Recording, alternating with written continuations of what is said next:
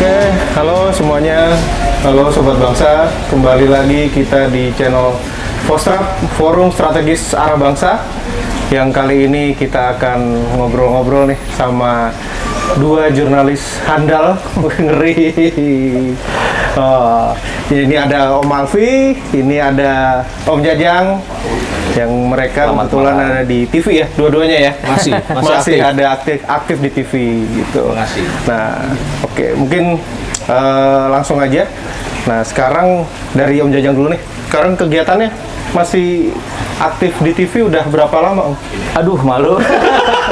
Senior banget nih. 20 tahun, Om. Masih jurnalis aktif. Jabatannya sampai hari ini eksekutif produser. Oh, oke. Gitu. Di TV? iNews. Sekarang tugasnya di iNews. Oke. Kalau Malvi? Aku masih aktif di Kompas TV. Di Kompas TV. Oh, oke. Nah, ini dua-duanya ini kalau bisa dibilang jurnalis serba bisa ya. Jurnalis serba bisa, kita bicara darat, laut, udara kan gitu kan. Gitu. Ngambil gambar di laut aman, ngambil gambar di darat aman, ngambil di udara ayo kan gitu. Nah, ceritanya gimana tuh Mas Alfi? Ya. Nah, kan tadi kan aku sempat dengar juga gitu kan, banyak kegiatan yang harus ada skill khusus kan, salah satunya kan underwater kan gitu loh. Nah, itu tadinya itu karena memang suka sendiri atau memang karena tuntutan dari pekerjaan? Jadi kejebak sudah. Kejebak ya?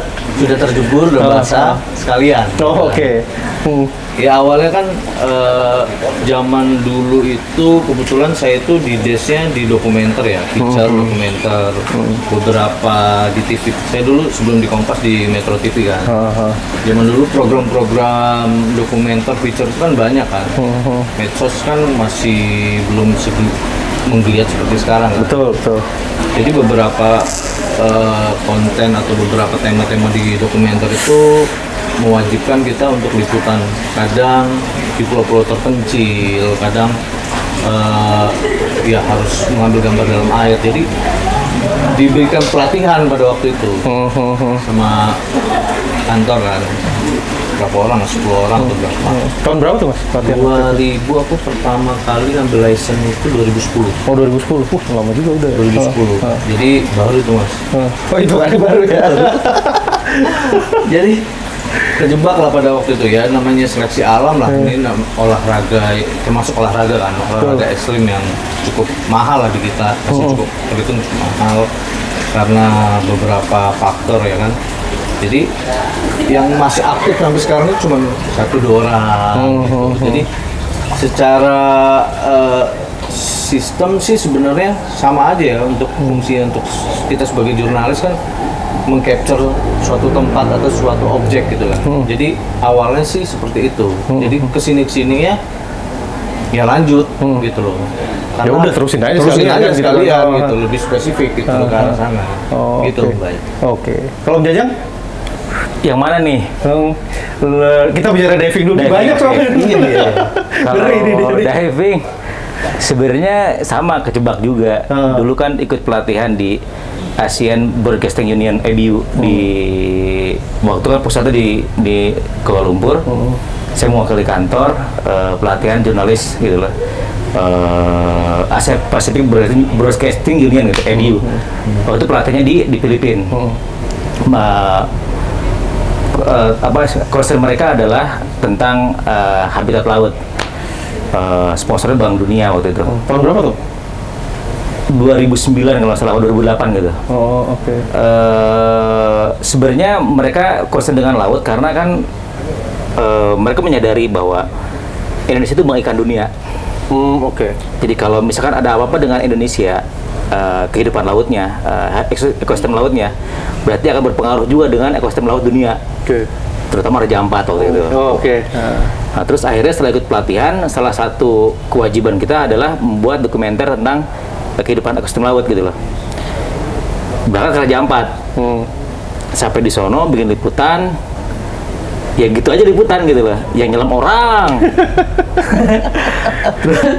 Ya cuma di atas aja gitu kan. Iya. Begitu pulang digoblok-goblok sama orang-orang. Lu kerja apa nggak nyelam? Enggak. Saya nggak nyelam? Enggak. Goblok banget. Terus gimana dong? Nggak bisa.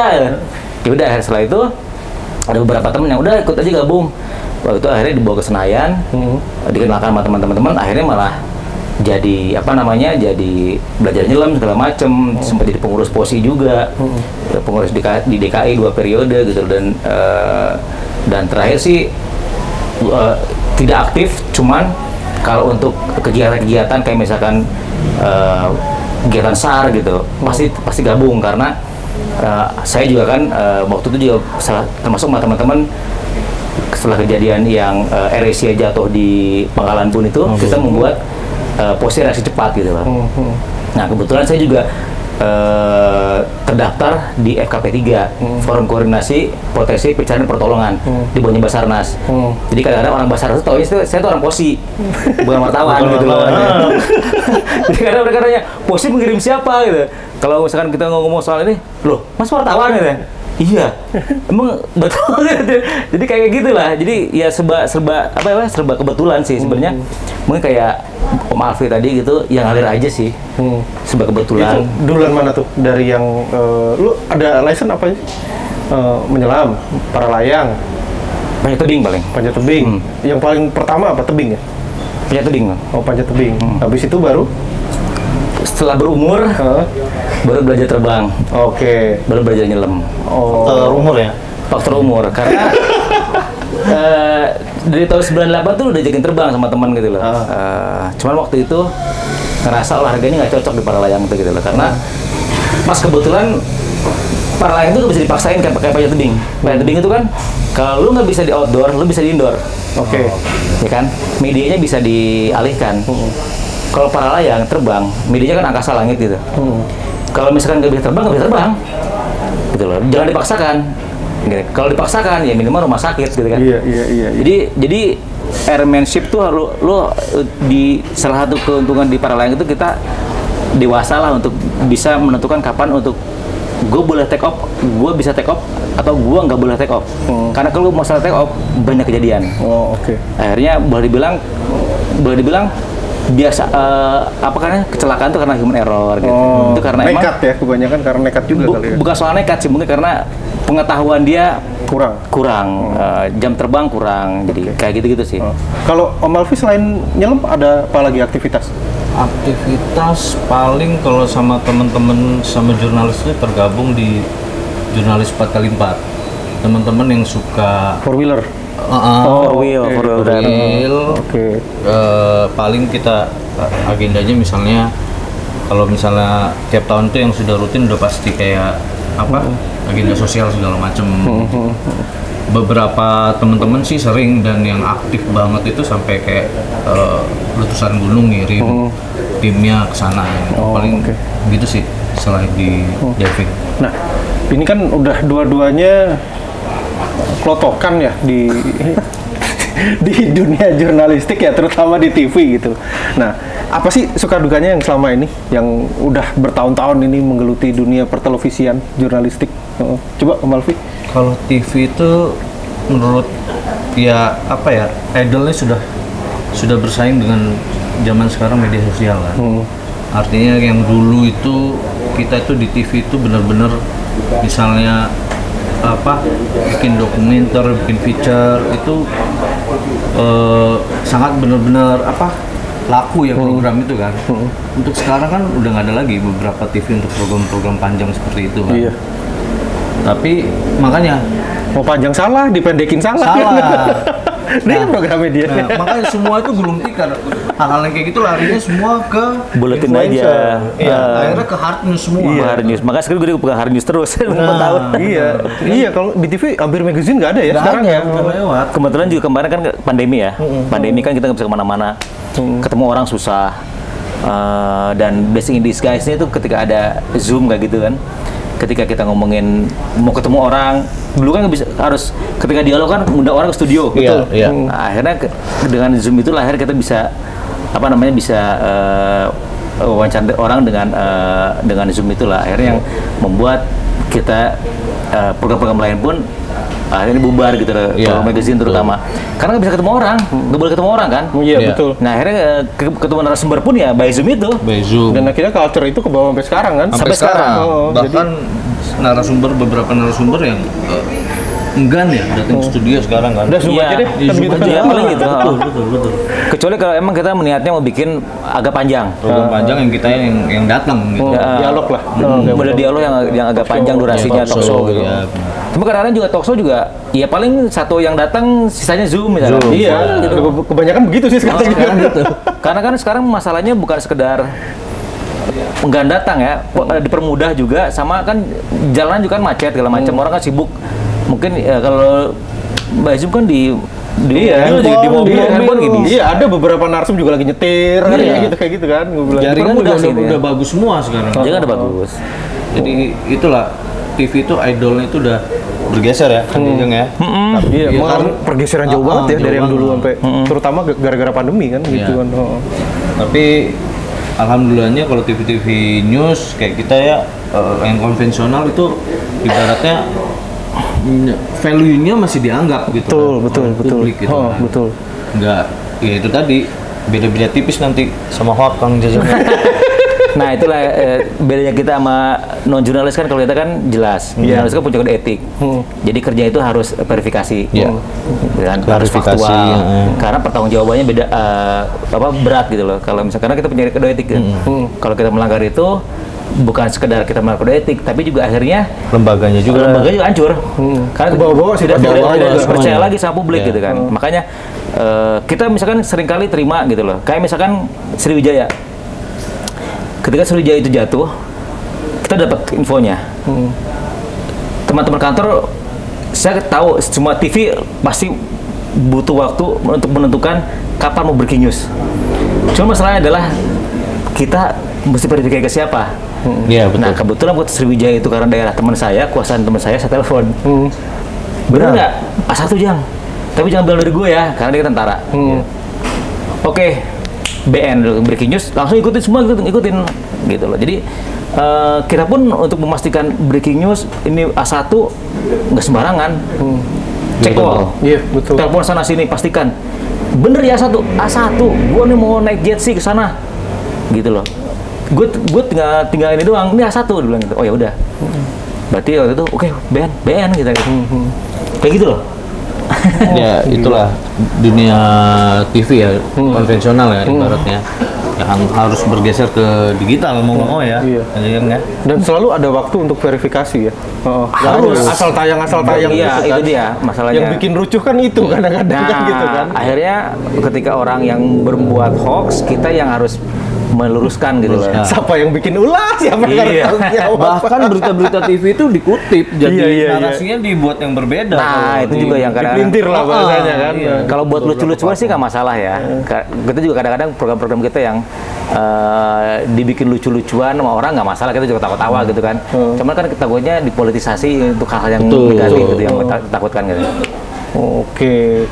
Nah, terus kan sebagai jurnalis televisi ya, pasti banyak hal-hal yang kadang berita tuh di drop, kadang harusnya menurut kalian penting, terus tapi nggak bisa ditayangin. Banyak nggak sih kayak gitu? Kalau itu pertimbangannya banyak, terutama durasi kalau kita news. Pertama durasi. Bukan karena kepentingan ya berarti? Enggak ya? Ada juga. Ada lah, pasti ada. Kalau itu pasti ada. Idealnya jurnalis bebas nilai. Iya. Kadang-kadang kan ya gimana ya? Makanya intinya yang paling penting pertama durasi. Kita selalu concern dengan durasi gitu loh. Kalau orang-orang di subkontrol atau di MCR, mereka pasti nggak peduli berita lu apa, yang penting durasi. Betul. Jadi dan karena saya eksekutif produser, biasanya teman-teman produser show teriak kita gitu kan. Kang ini gimana? Durasi tinggal sekian, mau mana yang drop, mana yang naik gitu. Akhirnya kita nentuin gitu kan. Nah, kita punya pertimbangan khusus gitu loh. Nah, misalkan pertimbangan apakah berita ini masih punya unsur kebaruan, punya news impact ke penonton, atau misalkan punya cerita yang menarik gitu. Nah, sama durasi itu apa cukup apa enggak gitu kan. Kalau over kan walaupun bagus ya tetap udah, jelek gitu kan. tetap jelek kan. Iya. Karena kita pasti akan beribut dengan Program selanjutnya kan, gitu. karena kita menendang program selanjutnya nggak bagus. Kecuali kalau misalkan kita program back to back sama program selanjutnya Bisa colek-colekan. Gue over semenit ya, boleh nggak? Boleh, ya udah. Oke, ini tetap naik. Gue udah izin sama IP yang sebelah gue untuk menanyakan beritanya dan ngambil durasi dia. Itu nggak masalah. Gitu sih. Oke. Teknis sih sebenarnya lebih ke teknis kalau itu. Nah, dari tadi kan kita ngomongin beberapa eksempel kan bencana gitu. Nah, berarti paling nggak itu kalian juga sering ya untuk meliput berita-berita bencana ya? Atau bahkan kalian ikut juga di tim itu sendiri? Sama aja sebenarnya 1 kali 24 jam kita ready harus gitu loh. Kapanpun bencananya, kita nggak berharap ya, karena itu bencana ya. Tapi mau nggak mau, bahkan terkadang kita nggak sempet balik ke rumah kalau ada bencana. Langsung berangkat langsung jalan, pakaian dikirimin sama kantor, suruh beli kan. Terkadang kayak gitu. Kalau cerita Pak Albi juga banyak dia cerita menarik nih. Baru balik dari Jogja, baru libur, baru masuk, suruh balik lagi ke Jogja. Waktu itu gunung meletus, tiba-tiba gempa. Yang Merapi itu ya? Merapi. Baju nggak bawa ganti. Akhirnya apa coba? Selama 4 hari baju itu doang. Cuma dikasih ke kantor kaos ini Yonex itu kayak bulu tangkis. Sama kameramen berdua. Kata anak, "Cie, perbaikan ada campuran." Tiap hari bajunya itu. Aduh. Cara dalam udah gue bolak-balik. Bahkan terkadang masalah dana kan. Waktu pengalamanku juga gempa Padang, tiba-tiba langsung berangkat malam itu. Gempa Padang itu, nih dikasih nanti ditransfer. Dikasih dulu duit, misalnya 2 juta, 3 juta. Kita bilang, bencana gini ATM mana yang buka? Iya. Duit buat apa? Buat apa? Kita perlu cash malam itu. Iya. Jadi masih mending Om, ente buat 2 juta. Hal-hal kayak gitu lah yang bisa teknis kayak gitu. Kadang mau berangkat diribetin hal-hal teknis. Pas kejadiannya kalau weekend, nggak ada orang sekretariat. Betul. Gue bawa duit 400.000 ke daerah bencana. Akhirnya tidur di mana? Kamar mandi. Kamar mandi hotel. Gerur-gerur jam 2 pagi. Minta makan sama orang warung. Bu, sebelum makan dari sini nggak punya duit, kebayang gak lo? Wartawan.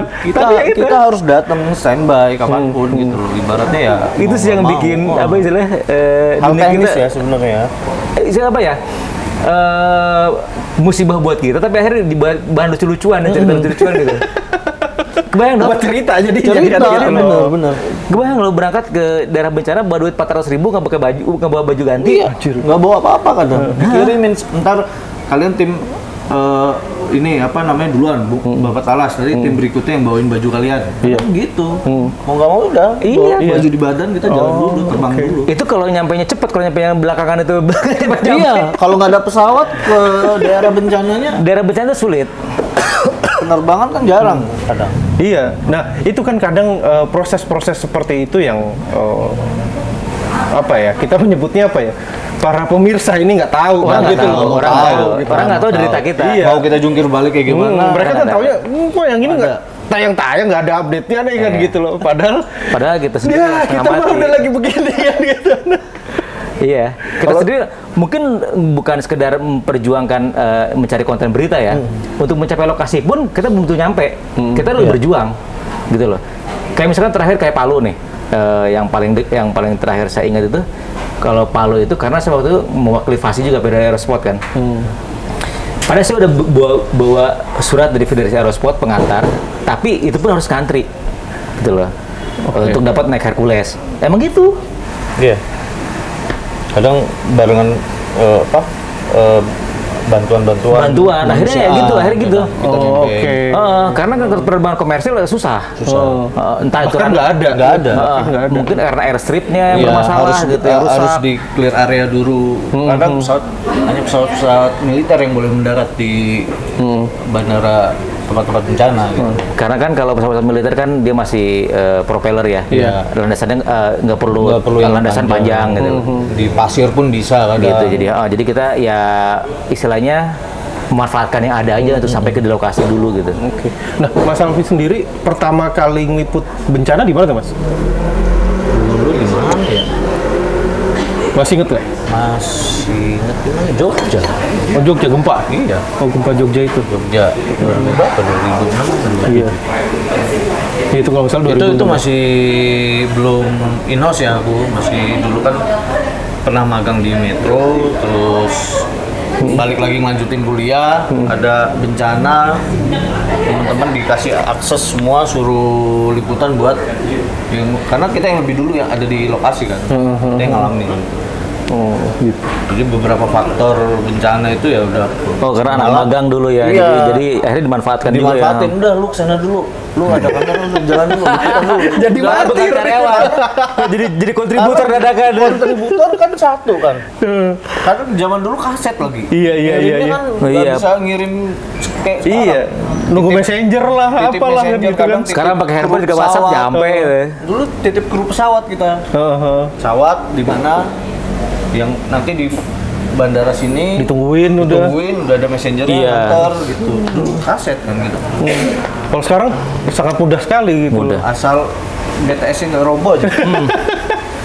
Saya Alat live dulu, sekarang gampang kan? Iya, dulu. Portable semua kecil-kecil. Iya. Dulu kalau misalkan Harus ada ngirim satelit itu $400 kan Iya. per 10 menit kan. Jadi akhirnya kantor juga milih-milih. Kalau nggak bagus-bagus banget, jangan dikirim lewat satelit gitu. Jadi ya pertimbangan ekonomi juga ada gitu loh. Supaya ya sejelek-jeleknya tadi kirim kaset gitu. Entah lewat kereta, lewat pesawat, ya gimana aja teknisnya yang penting nyampe kantor gitu. Kalau sekarang wifi aja bisa live kan. Iya. Bisa. Pakai WhatsApp juga udah kirim-kirim gambar. Iya. Udah enak sekarang mah. Maka dulu kan kerja harus sama kameramen gitu. Sekarang Harus terakhir bisa kemarin VJ. Cianjur sendiri Iya, aja. VJ jadi ya sendirian jurnalis aja sekarang. udah. Naik motor ke Cianjur ke handphone. Video jurnalis sekarang harus dituntut serba bisa gitu loh. Bikin naskah harus bisa, ngambil gambar harus bisa, mau reporter, mau kameramen. Soalnya saya juga basicnya bukan kameramen tapi bisa akhirnya bisa Dipaksa harus bisa kan? Kang Jajang? ngambil gambar, ngedit juga, Saya harus dulu bisa. jadi belajar naskah. Tuh. Karena basicnya saya nulis kan dulu gitu. Jadi mau kamu akhirnya serba bisa. Mendadak multi talent. Iya. Emang arahnya ke sana. Emang video jurnalis itu juga dari tahun berapa ya? Udah diajarin sih, udah teman-teman. 2010 ya. Aku lupa ininya waktu itu tapi udah Mulai marak kan. Nah, udah ikut pelatihan dulu di SCTI waktu itu. Sama Mas Imam itu udah diajarkan bahwa ke depan kalian tuh akan jadi video jurnalis katanya. Tapi waktu itu belum ada kepikiran untuk jadi sampai editor juga. Tapi jadi reporter dan kameramen. Makanya waktu itu kita nggak cuma belajar, pasti karena saya reporter belajar nulis, tapi juga belajar ngambil gambar. Sekarang harus bisa ngedit. Ini jumping apaan? Bingung kan? Ini harus Apa di jumping? Ini sekuensi begini, sekuensinya apaan gitu? Bingung kan lu? Aduh. Ya udah. Cutnya mana nih? Nah, kamu butuh cutaway. Gambar doang kan gitu. Kamu buat ini, kamu harus siap buat cutaway. Cutaway apaan? Gue bingung kan. Ya, tapi akhirnya, waktu itu kan masih zaman kaset, tidak agak susah ya. Iya. Dan apa namanya? Ya karena kamera juga ribet dulu kan, harus ada apa mikirin diafragma lah, mikirin shutter speed lah, Manual semua. masih manual gitu. Sebagus-bagus 3 CD yang tapi akhirnya pernah juga jalan sekali, begitu ngambil dari Storecam karena kamera sakit kepaksa gitu kan, karena dia juga pengen tahu mobil orang Storecam, tolong dong di set up settingin full auto. Ya udah full auto aja.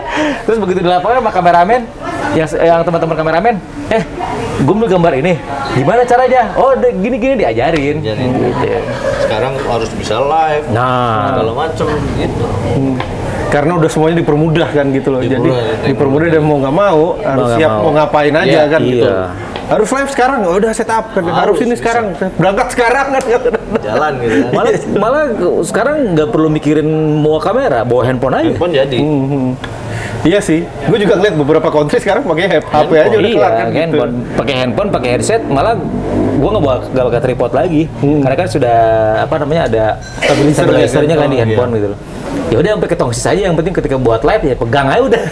Iya betul. Banyak yang kayak gitu. Berarti kemajuan itu merubah culture.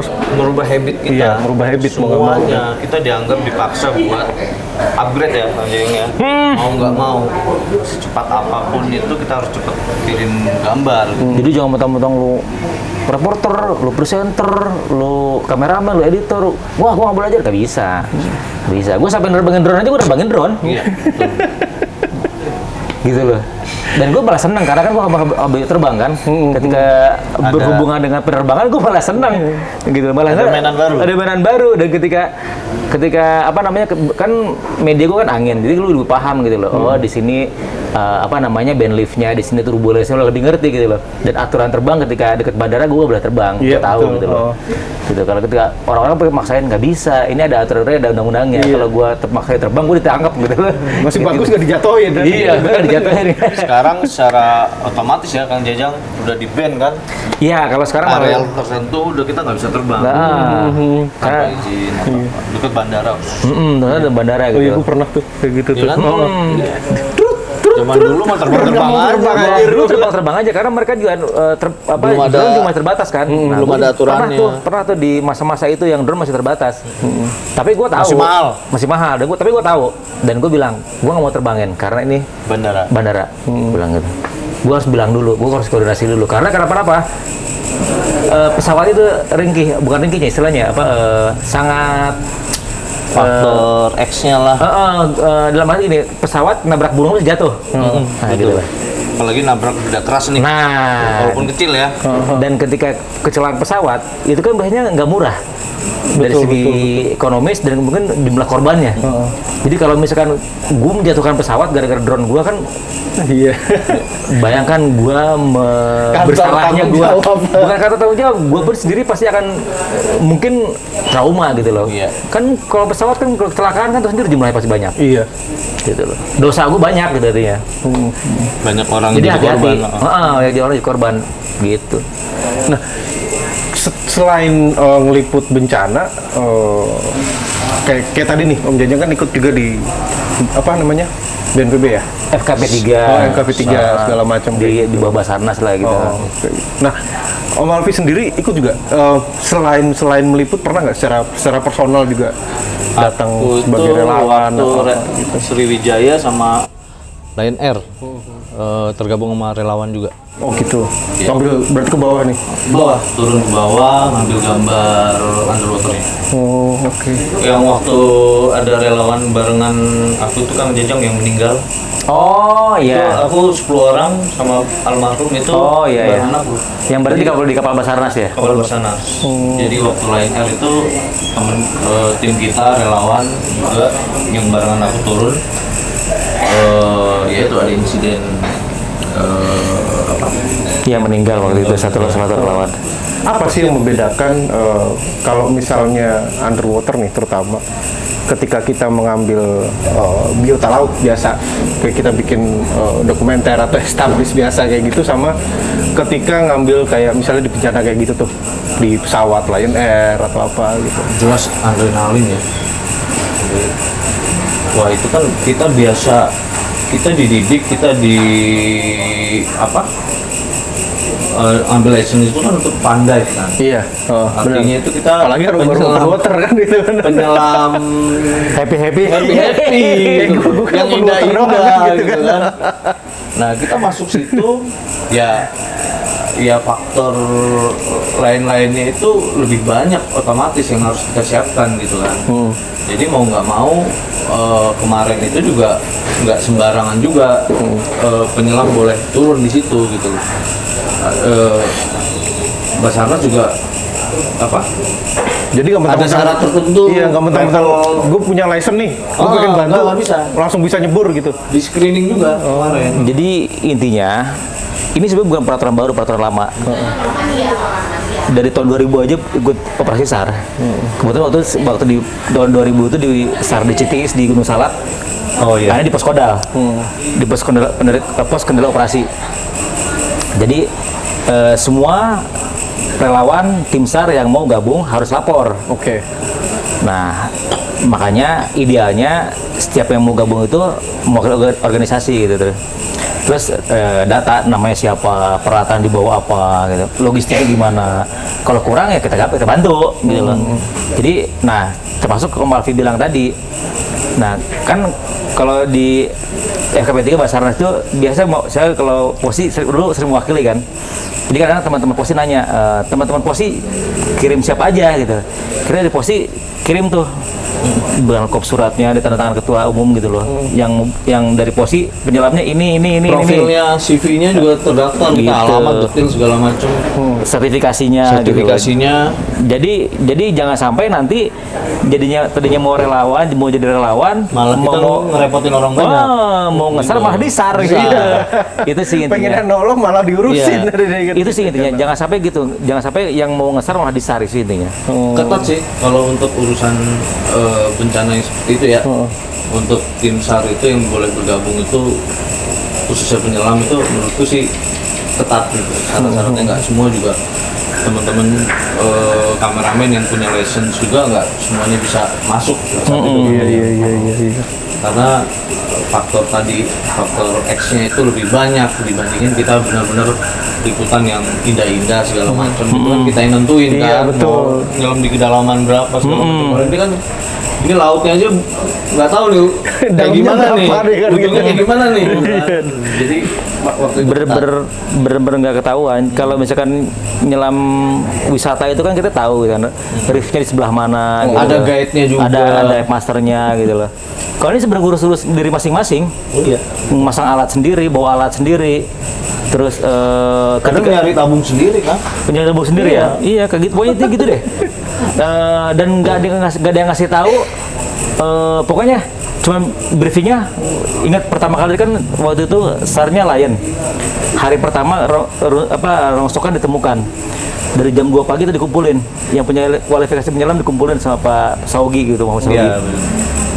Di kapal Barunajaya kalau nggak salah. Iya. Dari jam Saugi yang dari AU ya. dari jam 2 pagi, dari jam 2 siang dikumpulin, siap-siap untuk nyelam. Nyelam berapa? 4:30 sore. Betul. Dirilis itu. Saya malah hari ketiga boleh turun. Tuh. Saya pas di hari pertama itu. Hari ketiga boleh tim yang 10 orang saya itu hari ketiga. Jadi kita udah ngambek nih. Nggak mau, udah kita balik aja lah. Habis itu boleh suruh turun. Jadi kita tuh udah stres Kapal dulu berhari-hari. Udah stres duluan di atas kapal itu gitu. Jadi bingung gitu loh. Dan ketika ditentukan kamu selama sana, kamu selama ini, ya udah. Begitu nyelam pun briefingnya cuma gini. Lalu badian sama gue ya. Iya. Kedalaman berapa? Nggak tahu. Ya udah jelam aja. Aduh, ini kayak gimana ya? Terus Oh iya, nyelam pun nggak boleh sendiri ya, harus Nggak ada boleh, body harus kan. body ya. Harus ada body. waktu itu apa namanya, negatif entry ya.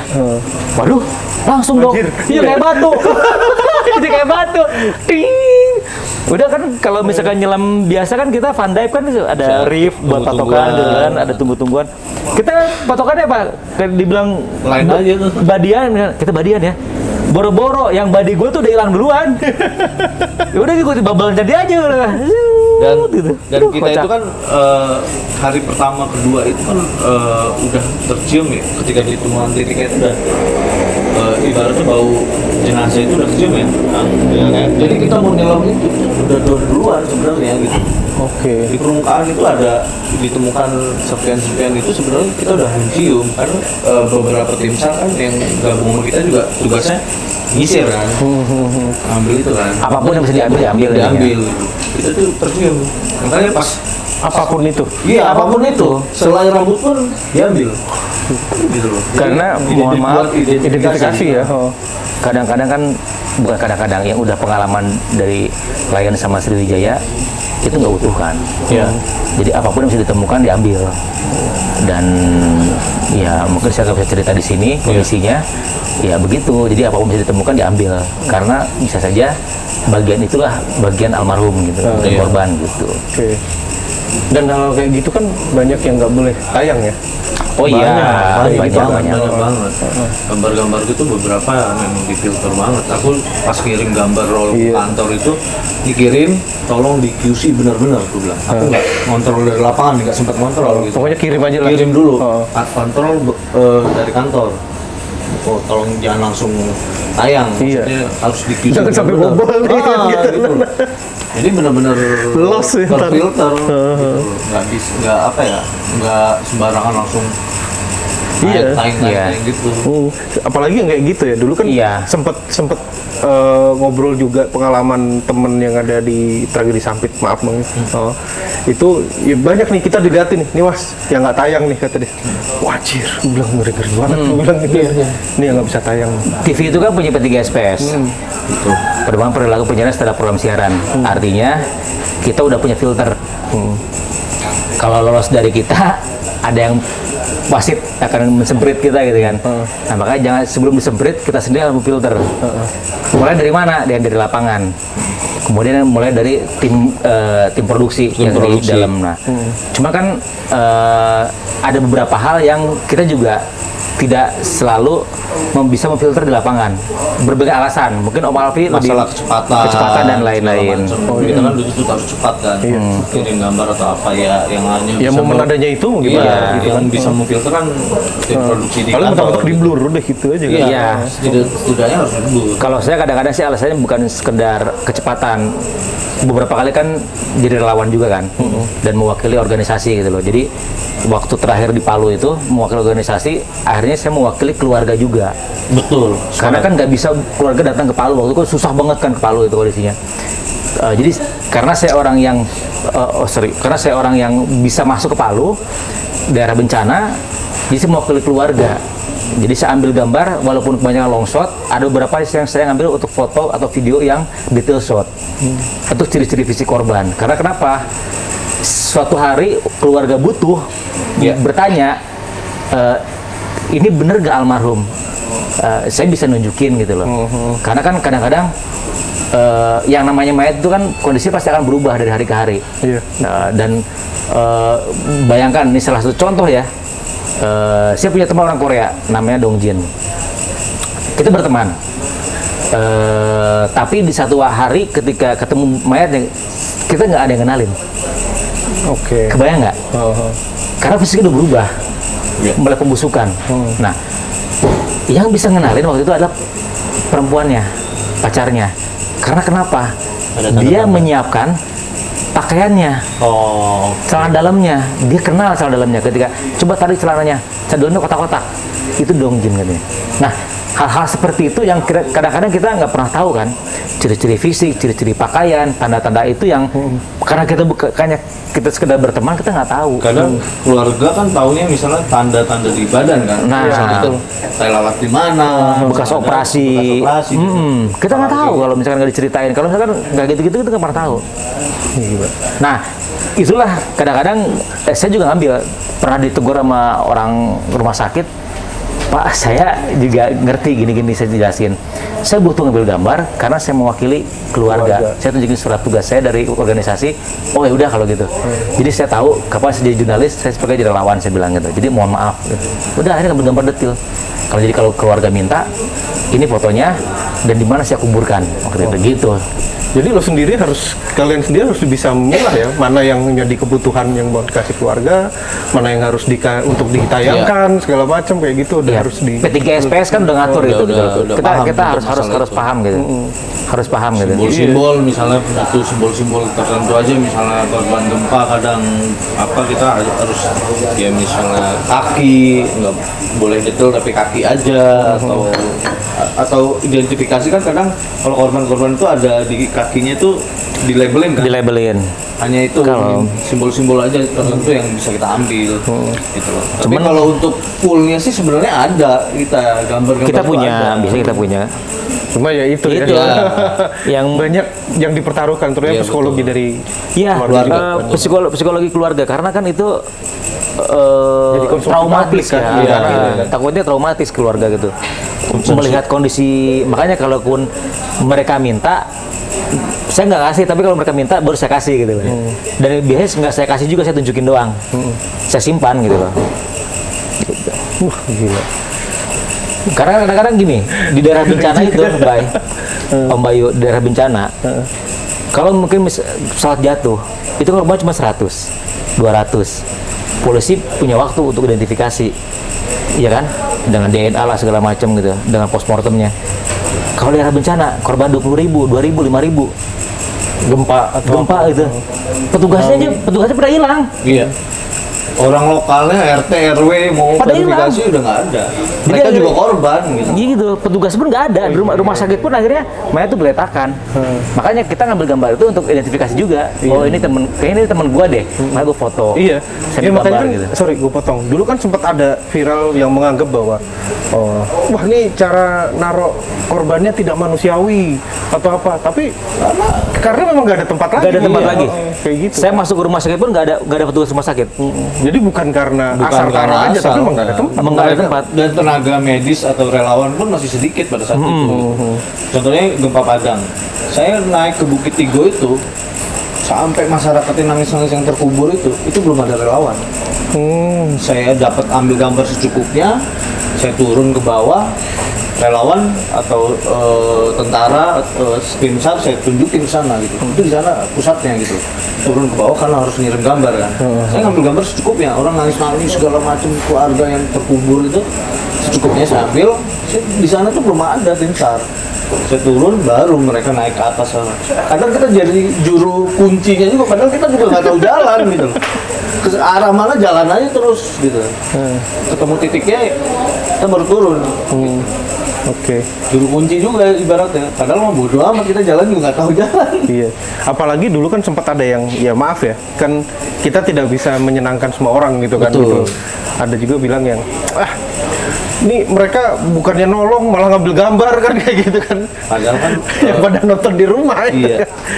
Padahal mereka tidak tahu kejadian sebenarnya itu kayak gimana dilematisnya kan. Waktu Sriwijaya atau Lion kan manifest itu kan masih identifikasi belum diumumin langsung kan. Manifest sudah ada. Dan keluarga masih menunggu apakah benar keluarga mereka jadi korban di kecelakaan itu apa tidak gitu. Pas misalnya saya posting identitasnya yang tanda-tanda identitasnya di media sosial saya, sampai keluarganya itu mention berkali-kali, makasih mas bahwa benar keluarga mereka itu ada di ada di situ, walaupun belum pihak berwenang belum resmi mengumumkan gitu. Tapi belum ada rilis resmi ya. Iya, setidaknya keluarga pastian itu ada gitu loh, walaupun belum ada rilis resminya gitu. Lebih cepat mengikhlaskan kasarannya kayak gitu kan. Daripada mereka menunggu-nunggu gitu kan. Penasaran sih sebenarnya kalau mereka itu kan menunggu sebenarnya pihak berwenang kan memastikan takut salah mereka juga. Secara ilmiah kan? Secara ilmiah. Wah gila. Iya, kebayang nggak identifikasi kita itu waktu kayak gitu ya? Contohnya yang di Palu itu misalkan, itu karena waktu itu saya tugasnya izin ke kantor, saya mewakili organisasi untuk mencari teman-teman saya yang hilang. Oke. Tapi saya juga nanti kirim berita ya, dia bilang gitu. Jadi artinya ketika di sana pun tugas saya identifikasi. Jadi ngecek mayat satu persatu. Setiap mayat ketemu kita dipanggil, kita dicek. Oh ini teman saya atau bukan gitu. Gitu loh. Jadi walaupun sebenarnya ada juga yang lolos. Teman saya itu ada juga yang nggak ketemu. Oke. Dan yang sebelah itu yang teman saya Korea itu yang Dongjin itu juga nyaris lolos. Kalau bukan karena akhirnya si ceweknya datang sama ibunya, yang akhirnya bisa mengenal lewat celana dalam. Gitu loh. Padahal kita terakhir itu saya ketemu dia itu berkompetisi bareng di Sumedang beberapa bulan sebelumnya. 1-2 bulan sebelumnya lah kita terbang bareng di Sumedang.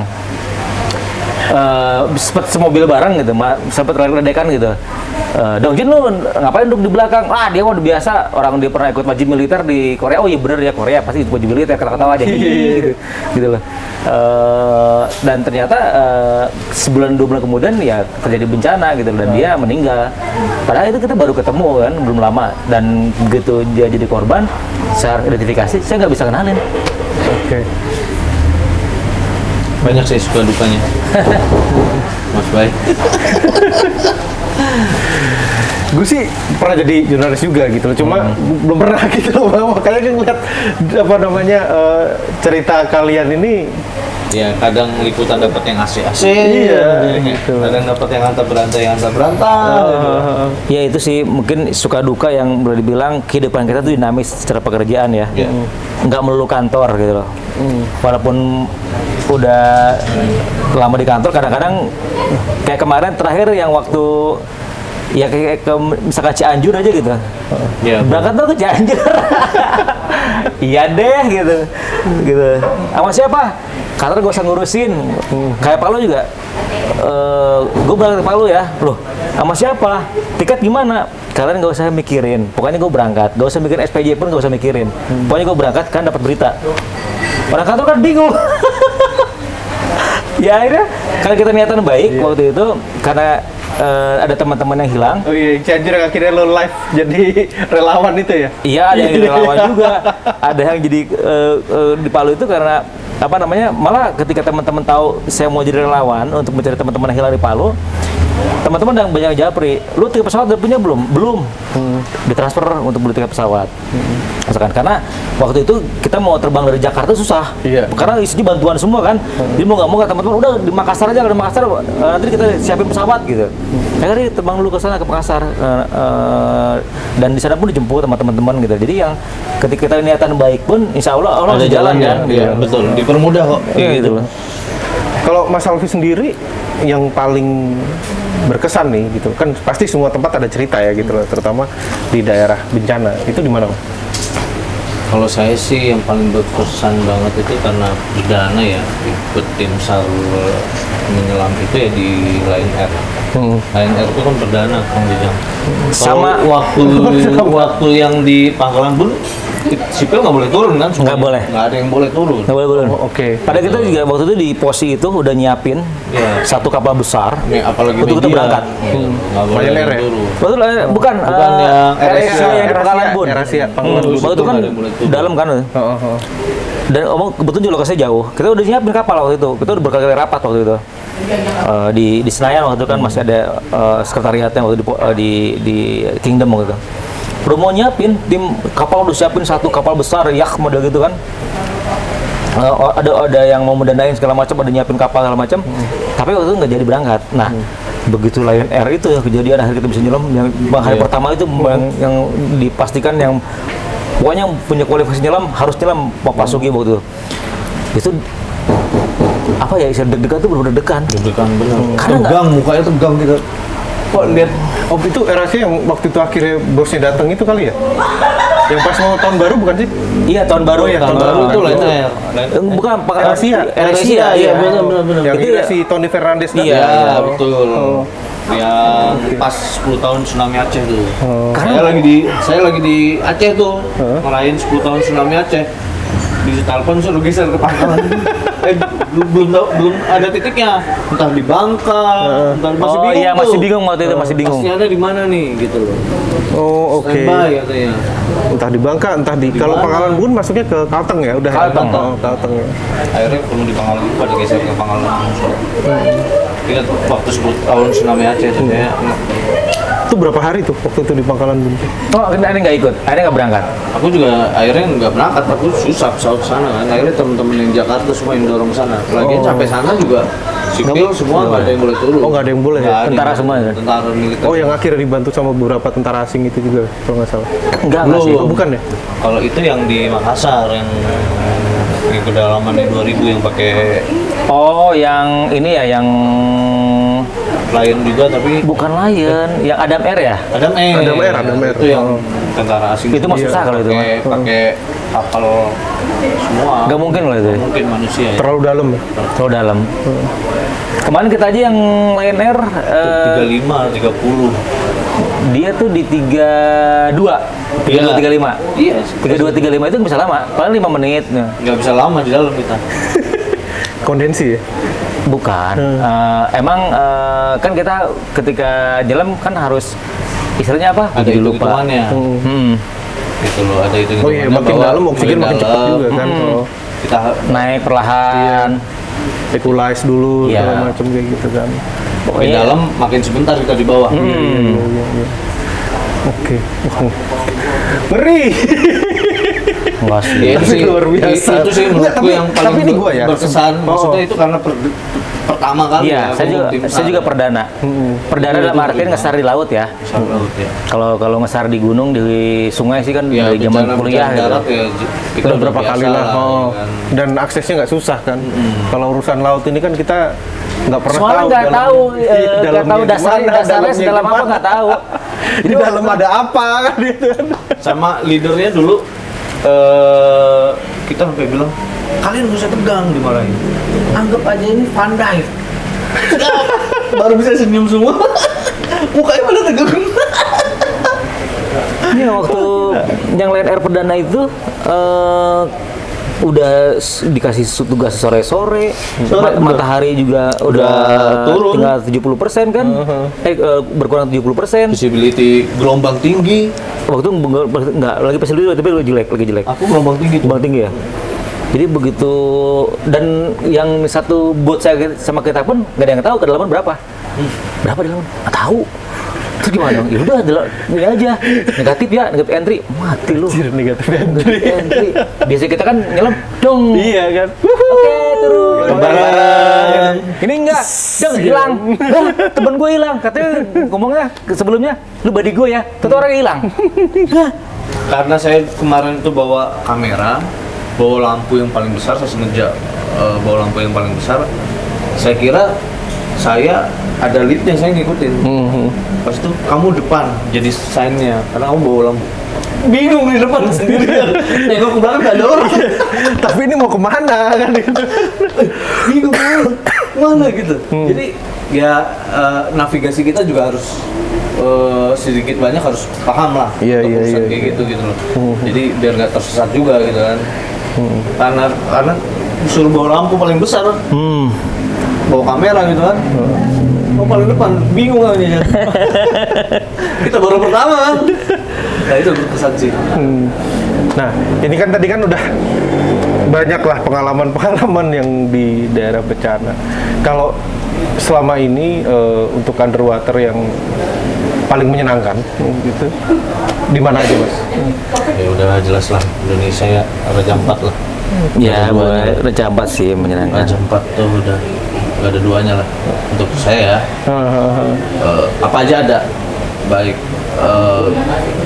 mau berbicara terumbu karang, mau berbicara hewan-hewan Biota lautnya. Iya. Itu dia paling lengkap. Tapi bener sih, kalau ke sana nggak nyebur tuh mendingan ke Ancol aja lah. Nah itu, makanya gue dimaki-maki, bukan dihina-hina itu. Tapi pernah anak Kompas waktu itu sempat ikut gue ke sana, si Junet. Cuma nggak mau nyebur. Padahal dia punya lesson juga tuh, penonton tuh Junet tuh. Kayak gitu. Karena makanya lucu emang banget. karena itu penugasan tiba-tiba dari, bukan tiba-tiba sih, karena habis pelatihan di Filipina dan tugasnya membuat tentang liputan underwater, ya itu mau dijeblosin sebenarnya. Iya, kecelakaan ya. Kecelakaan dan ya kita kan pernah tahu jalan Tuhan ya. Ya akhirnya yang membuat saya juga akhirnya belajar diving. Sebenarnya juga ke orang lokal juga saya ngaku, kan saya orang Bogor kan, dia kecil lahir besar di Bogor. Nggak ada lautnya? Saya orang gunung. Iya, nggak ada lautnya. Jadi ngeliat laut terus takut gitu loh. Jadi naik kapal gue yang takut gitu loh. Mabok sih nggak takut gitu, nggak pede gitu kan. Aku dulu mabokan sebelum diving. Iya. Iya. Yang lebih parah ternyata. Mabuk. Ada sih nggak setelah mabok kan? belajar diving aman sekarang. Aneh nggak Alhamdulillah mau mabokan? gelombang kayak gimana, alhamdulillah aman gitu. Cuma nggak pede aja. Oh, oke. Terus nih terakhir, ini kan kita bicara tentang underwater dan kayaknya nih udah mulai marak lah, terutama kan udah banyak yang ngambil lesson secara massal segala macam kayak gitu. Nah, sebenarnya apa sih yang mesti ini? Apalagi kan kalian expert ya dari jurnalis kan pastinya pelatihannya berbeda kan daripada umum yang biasanya kan gitu. Apa sih yang harus dipersiapkan untuk menjadi seorang diver sebenarnya? Gitu. Kalau menurutku sih diving ini olahraga yang terbilang masih cukup mahal ya, banyak faktor yang membuat kenapa sebenarnya 2/3 Indonesia ini kan ke laut kan, harusnya penyelam kita lebih banyak. Iya, itu gue sepakat. Harusnya, tapi aku pernah baca di artikel iya, termasuk infrastruktur. Iya betul. Di Indonesia Timur tuh yang bagus-bagus infrastruktur kayak BBM, kapal itu sangat mahal. Itu sebenarnya yang jangan itu pesawat pun ke lokasi itu belum tentu ada tiap hari gitu kan. Jadi itu faktor X-nya itu sebenarnya olahraga ini masih terbilang olahraga yang cukup mahal. Banyak faktor, equipment segala macam. Aku pernah baca di artikel malah penyelam Indonesia tuh kalah banyak sama penyelam Singapura. Padahal Singapura kecil ya. Singapura tuh nggak ada apa sih spotnya. Mereka nyelam di kita juga. Iya. Di Thailand, di mana-mana gitu. Tapi aku pernah baca artikel penyelam Singapura tuh lebih yang aktif ya, lebih banyak dibandingin penyelam-penyelam di Indonesia gitu. Jadi ya mungkin kita punya semua ya. Betul. Dengan marak Padahal objeknya ada di kita semua. betul. Dengan maraknya media sosial itu sangat membantu Kang Jeng ya. Ya, Laut-laut Indonesia dieksplor gitu sama influencer yang udah belajar diving sekarang. Kalau zaman dulu kan cuma bisa lihat di TV gitu. yang paling penting sih ini siapa namanya sekolah dulu lah. Iya. Sekolah diving dulu biar minimalisir resiko gitu. Karena kalau misalnya kita udah punya lisensi, kita jadi penyelam bertanggung jawab. Iya. Bukan kenapa-napa. Kalau misalkan ada kecelakaan kan kasihan guide-nya.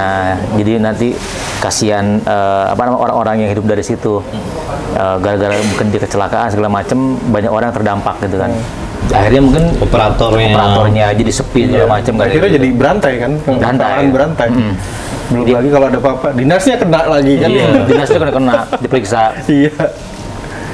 Jadi apa istilahnya, jangan asal gua mau dan gua lakukan gitu. Jadi belajar dulu lah, ngambil lisensinya gitu. Gitu. Kalau mungkin teman-teman yang mulai hobi naik gunung, ya belajarlah itu ke teman-teman pecinta alam gitu. Mas pecinta alam juga itu bagus kan sebenarnya. Nggak sekedar apa istilahnya kumpul-kumpul doang, tapi dia belajar. Iya. Nah itu tuh banyak tuh, terutama yang attitude-nya ya. Hiking ini kan lagi banyak alam ya, banyak banget tuh orang yang alasannya kita kan fun hiking aja kan gitu. Cuma tapi kan ya milih tendanya salah, milih ininya salah kan gitu kan. Pakai celana jeans, mau ngapain lu ke situ? Makanya sebenarnya lebih ke kayak menyelam misalnya. Satu rombongan, salah satunya attitude menyelamnya nggak bagus, membahayakan rombongan yang lainnya gitu loh. Jadi faktor finnya nyikat-nyikat karang segala macam itu banyak banget kayak gitu. Kadang kurang diperhatikan juga gitu. Karena orang-orang kadang lupa hal-hal yang seperti itu. Iya. Dan beberapa guide kan, nih maaf banget kan, ini kan berdasarkan pengalaman juga gitu. Banyak yang pembiaran kenakalan gitu loh. Jadi kayak misalnya tahu-tahu lagi diving berhenti di tengah, berdiri di atas karang, dibiarkan malah ajang foto-foto malah gitu. Wisata yang pernah viral itu di Pahawang itu anemonnya diangkat kan Jajang. Wah tuh gila sih. Jadi habis itu kan mati dia. Nah, jadi menurutku edukasi buat operator wisata lokalnya juga sebagai guide segala macam itu bukan diving ya kan Jajang, snorkeling. Iya. Menurutku edukasi ke sana juga harus udah apa ya? Udah mulai udah harus sampai. Betul. Kalau nggak itu rusak kan akhirnya kan, rusak semua. Karena jualan karena bisnisnya aja. Iya, ngejar bisnis doang, nggak mikirin keberlanjutannya. Padahal kan ya terumbu karang kan tahu sendiri, setahun cuma tumbuh berapa senti gitu. Jangan-jangan kalau terumbu karang kita angkat segini lebih 10 tahun umurnya lebih tua dari kita. 10 tahun cuma 12 cm. Tuh, 12 centi. Dan itu yang dipelajarin di kalau itu dengan catatan Kang Jajangnya kondisi sehat ya. Kondisi lautnya sehat. Kondisi lautnya sehat. Dan itu dipelajarin ketika kita ngambil lesson sih sebenarnya apapun biota laut, hewan ataupun apa kita nggak boleh menyentuh segala macam. Nah, diajarin di situ gitu loh. Jadi nggak sekedar ajar masalah teknis aja segala macam. Iya. Sama kayak misalkan teman kan sering dilihat di sosmed tuh orang-orang naik gunung kayak sembarangan banget gitu ya. Iya. Metik bunga. Metik bunga, kan gitu kan. Alasannya pencinta alam tapi tidak mencintai alam. Gitu. Jadi intinya sih ya apa namanya? Kalau misalkan perlu lisensi, belajarlah untuk ambil lisensinya. Kemudian kalau misalkan nggak ada ini, belajar berorganisasinya lah. Ya. Kan berorganisasi juga nggak cuman manfaatnya juga banyak buat ini belajar, akhirnya belajar networking dan lain-lain gitu. Belajar mimpin dan dipimpin itu kan penting. Kan ketika naik gunung pun pasti ada yang mimpin kan, misalkan di antara teman rombongan gitu. Siapa tour guide-nya atau tour leader-nya gitu, pasti kan ada gitu. Dan ego nongol semua tuh. Nah, ketahuan tuh. Nah makanya disitulah akhirnya kita belajar mimpin dan dipimpin tuh kan. Nah, akhirnya kayak gitu-gitu kan nggak sadar nanti kepake di dunia nyata dalam artian pekerjaan atau kita bisa lebih wise lah kan. Kayak gitu-gitulah. Di beberapa spot diving itu kayak di Komodo itu yang banyak spot-spot ekstrim, operator-operatornya sudah mulai strict sekarang. Misalnya ada cek dive dulu. Oh, A, B, C, D, E, lu nggak boleh turun di spot ini. Lu hanya boleh di spot yang seperti ini. Jadi terpantau sekarang. Jadi dimulai dari, walaupun misalnya maaf ngomong levelnya lessonnya udah tinggi, tapi dia nyelam 5 tahun terakhir misalnya, kaku lagi. Libur lagi dah lu, gitu lu. Pemanasan lagi. Yang bertanggung jawab kan operator di situ saat cek dive segala macam, dan itu teman-teman operator di Komodo udah strict seperti itu. Penting banget sih refresh itu. Kayak jujur, saya ini udah terakhir nyelam tuh pas Sriwijaya. Karena kan pandemi ini kan bisa kemana-mana kan, akhirnya kita juga bisa nyelam kan. Ya akhirnya malah di kebun, sekarang malah jadi petani gitu kan, hobinya gitu kan. Nah akhirnya boleh bilang kalau udah tanya nyelam lagi harus refresh lagi. Dan kita harus ngakuin perlu untuk refresh. Dan prosedur itu penting ya. Penting. Oh iya. Prosedur. Dan dengerin lokal buah itu penting. Iya. Lokal guide itu sangat penting. Jangan sotoy. Iya, karena mereka yang lebih tahu. Mereka udah ngerti. Tiap hari mereka. Iya. Mereka tiap hari di situ. Jadi kalau misalkan, Bang, kayaknya buat lu belum cocok deh. Ya udah dengerin aja. Kita nggak bisa jam segini, kita nggak bisa nyelam di sini nih, harusnya kencang ini. Udah kita pindah spot, ikutin aja, jangan ikutin maksa. aja, jangan maksa. Gitu. Tapi kadang semuanya ternegasikan, kan gue udah bayar. Kan gue datang ke mahal. Iya. Banyak hal seperti itu. Iya. Tapi kalau mati jangan ngajak-ngajak kan. Iya, itu jangan nyusahin orang kan gitu. Kalau misalkan mati kan amit-amit ya, langsung ketemu. Kan kadang-kadang kan suka nggak ketemu dalam waktu lama. Ada di beberapa karena akhirnya nyusahin orang. Gitu loh. Bukan yang istilahnya ini amit-amit maksudnya, tapi kan itu nyata gitu. Jadi urusan orang banyak lagi. Nah, jadi ngerepotin orang banyak. Akhirnya di rescue. Udah itu patokan kita lokal guide deh. Nah, udah lokal boy itu udah. Walaupun kita berkali-kali ya, misalnya di Bali gitu, kita kan berkali-kali sering turun di situ di Nusa Penida atau di mana. Tapi kalau apalagi Nusa Penida ya. Kalau kata orang sana udah jam segini cuacanya nggak bagus. Iya. Tiba-tiba hilang nggak hilang. Iya, tahu-tahu ada arus kan selesai dah tuh di Penida. Di Penida itu daun karunnya yang bahaya kan. Iya, gue pernah guling-guling di bawah, kaget. Dan orang-orang lokal itulah yang tahu kapan ada apa segala macam. Kalau ada kesempatan lagi nih dalam waktu dekat, pengen kemana Mas Alfi? Diving. Aku itu sebenarnya aku tuh dulu tuh pernah punya cita-cita itu mendokumentasikan rek bersejarah, karena beberapa footage-ku udah terkumpul nih, kayak sejarah rek perang dunia kedua di Morotai, Tambrau, segala macam banyak banget. Ada landasannya lagi di Tambrau. Pengen mendokumentasikan itu kan dia. Itu penting. Nggak banyak orang yang kosan itu salah. Aku pernah diajak, gara-garanya pernah diajak peneliti dari KKP ngambil mencari harta karun nih kapal VOC di perairan Karawang. Oh iya. Itu aku gara-gara yang karam di situ. Itu temu mortir ya, zaman dulu itu apa sih? Meriam. Udah tumbuh karang segala macam. Aku ketemu titiknya itu. Ini sayang banget. Gitu loh. Banyak situs-situs di dalam air bekas perang dunia itu yang nggak pernah terdokumentasikan gitu loh. Aku pengen loh. Iya, penting itu. Ada misalnya ada funding atau ada apa, ayo bener didokumentasikan ini, seru ini titiknya ini titiknya ini gitu. Dan itu kita belajar sejarah di situ betul. kan. Ini soalnya gini,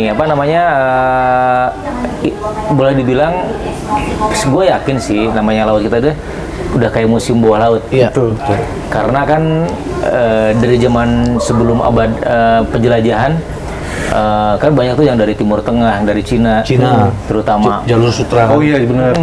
Itu kan pasti banyak tuh kapal-kapal. Cuman waktu kan zamannya kapal kayu kan. Mungkin kalau kapal kayu mungkin udah hancur lah. Tapi kan keramiknya. Iya. Dan itu di Karawang itu dulu marak pencurian sebelum ada peraturannya pencurian malah sayang kan benda-bendanya itu Purbakala. jualin Purbakala gitu loh. Dan mendadak tahu-tahu nongol di Belanda. Iya. Tahu-tahu nongol di Swiss. Ya, jangan salahkan orang lain kalau kita nggak peduli kan. Iya, karena Dan- kita dan itu dengan segala maaf kitanya nggak peduli kan. Dia gitu nggak kan. peduli. Nelayan lokal loh yang pakai kompresor loh mereka turun. Anjir. Pakai Ngeri, kompresor ngeri, turun ngeri. segala macam. Aku sempat mendokumentasikan mereka cara kerja mereka mengambil harta karun itu. Dan menurutku nggak ada yang sekarang konsen ke arah sana kan jauh-jauh. Penting itu kalau misalnya ada sih bagus itu. Jadi tolong ini ada ide bagus. Iya, Kalau harus ada. didengarkan. Betul. Kalau misalkan ada waktu bos, saya mau terlibat. Ayo, Mang Jajang. Mau. Karena apa? Kita bagian dari sejarah, Om Alfi. Betul. Dan belum tentu itu awet tuh di dalam laut. Oh iya. Sedimen segala macem. Kalau bisa tahu udah hilang gimana? Tato kok kubur kita Gini, susah lagi gimana? kalau sedimen itu pasti terkubur kan, Iya. lama. Titiknya jadi hilang, kan? Titiknya jadi hilang. Ya, kan kita bukan ahlinya. Iya. Apakah itu harus tetap di sana, apa harus diangkat, kita bukan ahlinya. Tapi minimal kita udah tahu titiknya di sana, barangnya ada, Pernah terdokumentasikan. mendokumentasikan gitu loh. Jadi kalau ditanya, oh ada, misalkan nanti kalau misalkan peneliti yang nggak bisa nyelam kita kasih tahu footage-nya. Oh ini gambarnya. Iya. Oh iya, oh berarti kalau ini gambarnya kapalnya Ini- Kaisar Ming. Ini kapal Perang Dunia Kedua, gitu. Kayak gitu sih. Di Batam Iya. itu katanya ada. Dan masih ada siapa tahu itu situs-situs bisa menjadi wisata baru kan di situ Bisa. juga kan. Bisa minat. Iya, ada minat Minat khusus, khusus, kan? minat khusus. ada kan kayak gitu. di mana Biak. Iya di Biak. Di Biak tuh ada. Itu hal-hal kayak gitu yang menurutku sih di Indonesia banyak dan belum lengkap ya terdokumentasikan untuk Iya. Dan itu sejarah besar Sejarah kalau besar. misalnya Dan terungkap. rata-rata dalam-dalam ya. Iya. Iya kalau misalkan bentuknya kalau misalkan di para Sunda kan nggak terlalu dalam ya. Masih bisa terjangkau lah penyelam rata-rata mungkin ya. Di Morotai pun 45. Tuh 45 juga. Apalagi kalau itu laut timur kan pasti ada dalam ya. Tapi visibility clear. Oh. Kalau di di laut Jawa Laut Jawa Pendek tapi butek. nggak kelihatan. nggak dalam tapi nggak kelihatan. Iya, lumpur. Oke, Sobat Bangsa, itu tadi seru banget kita berbagi pengalaman dengan Om Jajang, Om Alfi, suka dukanya selama ini menjadi jurnalis, terus yang di daerah bencana juga, mereka juga membantu di sana. Jadi kalian sekarang lebih paham apa yang terjadi di balik layar sebenarnya kan gitu. Nah, terus tadi juga dikasih tahu banyak tips-tipsnya kalau kalian suka dengan olahraga laut. Jadi tolong diperhatikan, prosedur penting. Tahu diri juga lebih penting. Attitude-nya, iya benar. Oke, Jadi terima kalau- kasih. Kalau di para layang itu penerbang itu memang harus tahu airmanship. Oh, oke. Ini ilmu baru nih. Ilmu baru nih. Harus punya airmanship gitu. Jadi kapan lu harus bisa terbang, kapan lu enggak. Harus oke. sadar diri. Karena ketika di langit nggak ada yang bisa nolongin. Urusan alam jangan dipaksa. Jangan dipaksa. Jangan dipaksa. Itu tadi. Urusan alam jangan dipaksa dan jangan dirusak. Oke. Terima kasih sudah bersama channel Fostrap, Forum Strategis Arah Bangsa. Nanti kita akan kembali lagi dengan tamu-tamu dan dari teman-teman yang menginspirasi anak-anak muda untuk membangun bangsa ini menjadi lebih baik. Terima kasih. Om. Terima kasih. Terima kasih. Udah diundang.